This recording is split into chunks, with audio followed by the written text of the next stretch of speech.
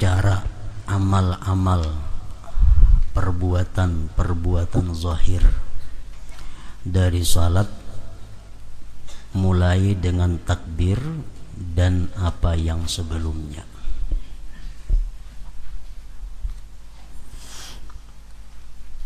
Sayugianya bagi orang yang salat, apabila selesai dari wudu dan bersuci dan dari kotoran di badan, tempat dan pakaian, dan menutup aurat dari pusat sampai ke lutut kalau laki-laki, kalau perempuan seluruh tubuh kecuali muka dan dua telapak tangan. Nah, sesudah selesai itu, untuk tegak berdiri dengan menghadap kiblat.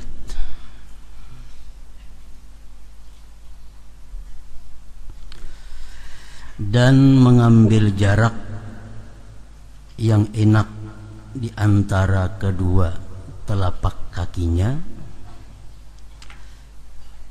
dan tidak mengumpulkan keduanya. Jadi berdiri tegak, lalu jarak antara dua batis itu menurut ulama-ulama fikih menyatakan adalah sekurang-kurangnya 4 jari sampai sekilan.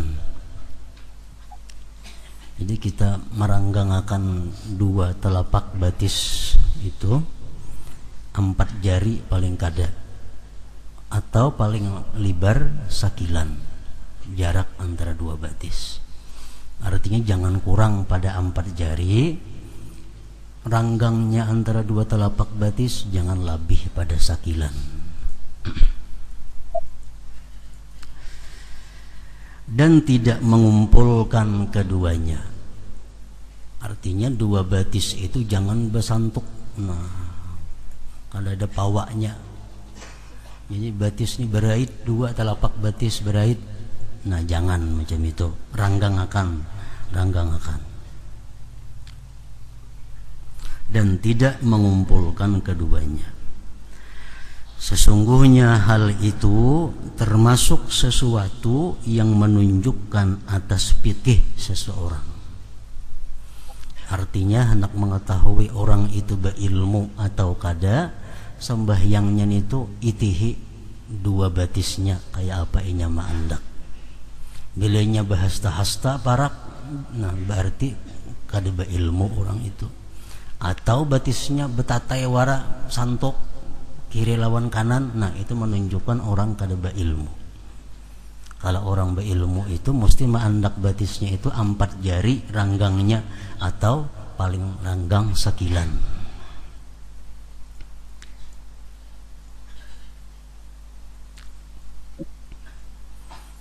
Jadi amun kebiasaan ranggang itu terpaksa dilatih pada hulu. Kaina ranggang tepang terus. Berpuluh-puluh tahun sudah ranggang itu batis na bahasta-hasta.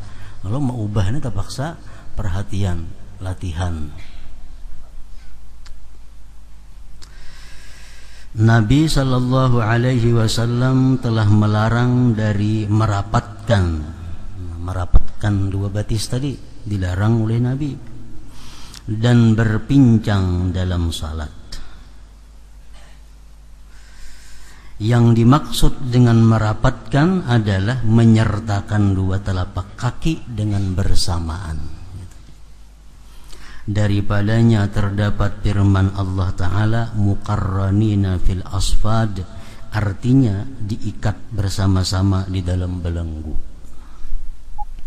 Sedangkan berpincang yang dimaksud adalah mengangkat salah satu dari dua kaki. Jadi antara batis kanan lawan batis kiri ini tinggi sebelah, itu pun dilarang juga. Termasuk di sini adalah batis kiri, batis kanan itu kada rata, ada nang taka maju, ada nang taka belakang. Maandak batis nih, kiri kanan tak maju sedikit atau kanan kanan tak maju, itu pun dilarang juga. Atau bertumpu tubuh kepada salah satu di antara dua kaki, itu pun termasuk yang dilarang juga. Nah, jadi awak kita waktu berdiri itu bujur-bujur dipikul oleh kedua kaki kita. Jangan makan sebelah, baik kiri atau kanan. Nah, jadi batis itu mesti rata. Jangan ada nanta maju sebuting, jangan, atau tertinggi sebuting, jangan juga. Daripadanya terdapat firman Allah Azza wa Jal, As-Safinatul Jiyad, surah Sad, artinya kuda-kuda yang tenang waktu berhenti dan cepat waktu berlari. Nah, jangan kayak batis kuda bermaju sebelah. Nah, itu. Jadi mesti batis kita sejajar. Ini adalah sesuatu yang dipelihara pada kedua kakinya ketika berdiri. Jadi terpaksa diitihi dahulu batis kita nih. Sebelum sembahyang itu kita itihi dahulu batis, rata kada, ranggangnya kayak apa. Nah, ini termasuk kesempurnaan sembahyang, kesempurnaan salat. Kita atur dahulu batis supaya sekadar sekilan ranggangnya. Nah, kemudian lagi andaknya rata, jangan ada yang tak mundur tak maju, dan jari-jari batis itu mesti menghadap kiblat. Kayak itu, misalnya kiblat di sana, kayak itu, jangan kayak ini batis. Kebiasaan kalau kada dilatih bisa nang kebiasaan macam itu batis mandak, nah miring ke kanan sebuting, miring ke kiri sebuting. Karena kada terperhatiakan ranggangnya bahasa hasta sudah bahalang kayaknya pulang batis sembahyang. Nah jadi mesti rapatakan batis sekadar sekilan dan rata supaya jari-jari nang 10 ini umpat menghadap kiblat.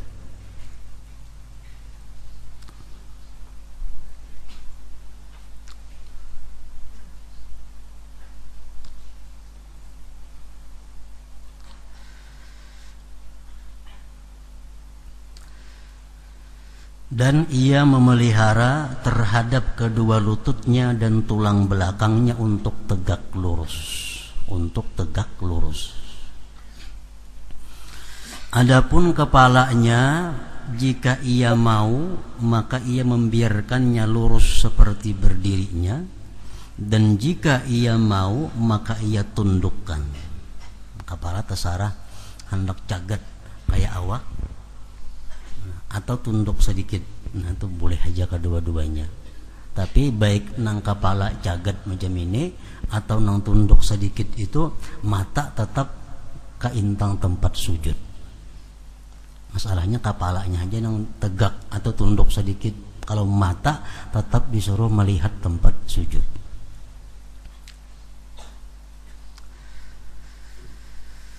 Menundukkan itu lebih mendekatkan kepada khusyuk dan lebih memejamkan pandangan.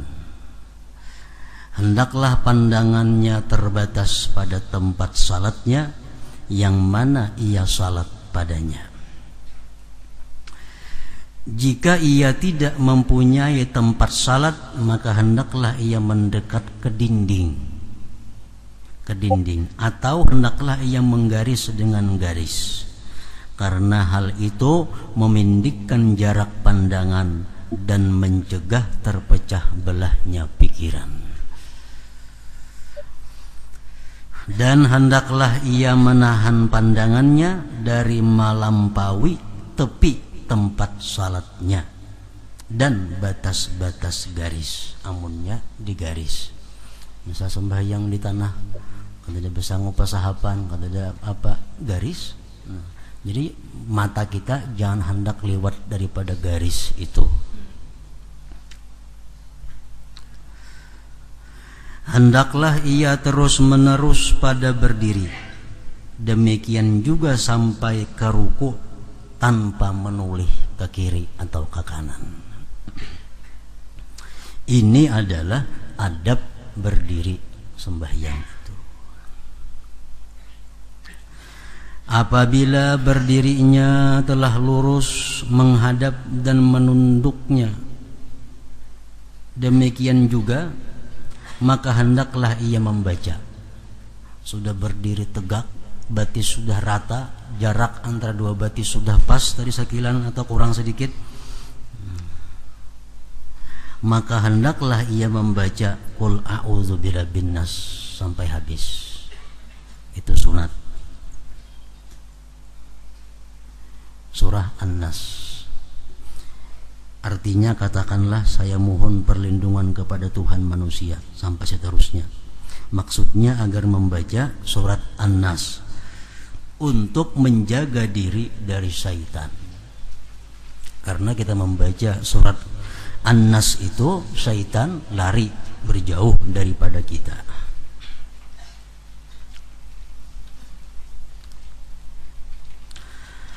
Kemudian hendaklah ia melakukan iqamah. Jadi di sini qul a'udzu birabbin nas dahulu hanya rekamat. Jika ia mengharap datangnya orang mengikut dengannya, maka hendaklah ia azan dahulu. Nah, sudah tuntung semuaan itu. Kemudian hendaklah ia menghadirkan niat, yaitu pada waktu zuhur misalnya ia mengata di dalam hatinya, saya tunaikan fardu zuhur karena Allah. Dan sunat juga menutur dengan lisannya, usalli fardaz zuhri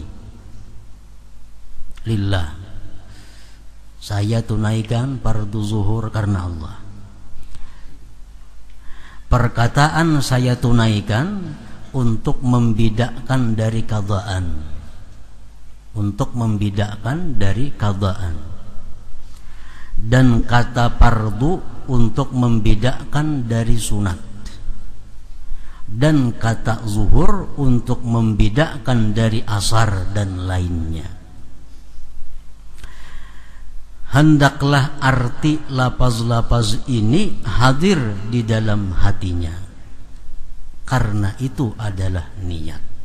Sedangkan lapaz-lapaz ini adalah pengingat atau sebab-sebab untuk menghadirkan makna arti-arti itu.